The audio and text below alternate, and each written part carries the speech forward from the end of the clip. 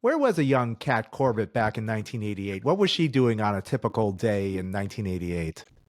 I'm in Boston. I'm still figuring out. I'm like, I'm a late bloomer. I don't know where I fit in this world. I'm a kid, and I'm like just discovering like live shows, just discovering that these bands are playing in my town, just discovering like, oh my God, the Sex Pistols and, the Clash and the Jam and really losing my mind, like switching gears from Springsteen and Van Halen to the new wave and the punk rock. I think everybody probably had that moment, right? Where it's like, Oh, you're yeah. listening to something and then all of a sudden it's like you hit that age and something else is just like, boop, and then you do a U-turn. So that was where I was. And I was just trying to, I was calling front office at school, pretending to be my mother and have myself dismissed.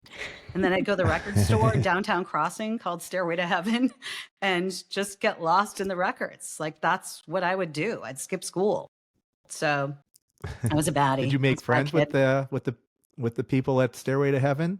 No, I was Did they know you? shy. I was so shy. They probably were like, "Oh, here she is again," but like I never really talked to anybody.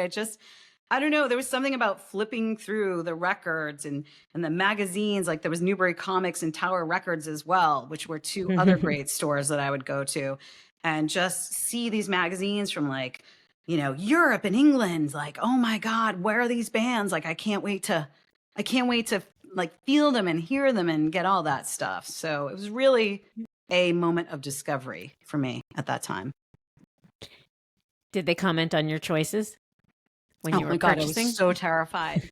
In fact, I think I didn't buy anything the first couple of times because I was so terrified I'd be judged on my purchases. And I was like, I wasn't sure. So, I think that probably happened at one point or another. But God, I'm terminally Molly Ringwald in 16 Candles all the time.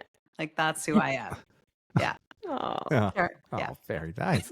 And so then what was your first show that you went to that you finally got to? This is funny. My first show that I went to, I'm trying to figure out, it was definitely in the 80s.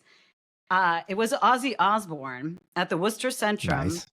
And I didn't know Ozzy really. I knew the legendary bite the head off the bat thing.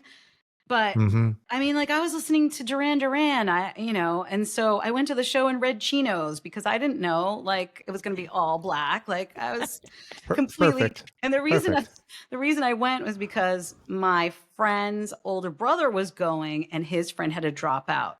And it was like a last minute scramble to get someone to, cover for the ticket. And I was like, I'll go, I don't know anything. And the Centrum in Worcester is like one of those big arenas, Yeah. And I walk into it in my red chinos and I'm just like it was an awakening. It was an awakening. Sure. I'm telling you, it was like going to church. And I was like, Ozzy did your it. heavy metal parking lot. I'm sure even walking through the parking lot, like, who are these people? What is happening? Yeah. And I was like, I don't know. And again, I'm not like a metal person. It wasn't that. It was the experience and the energy of the show, of the parking lot, of just going through the turnstiles, all of it. And I was like, I want this. Like, I want this all the time. I don't know what this is, but I want it. And so that was a really big deal for me. Yeah, for sure.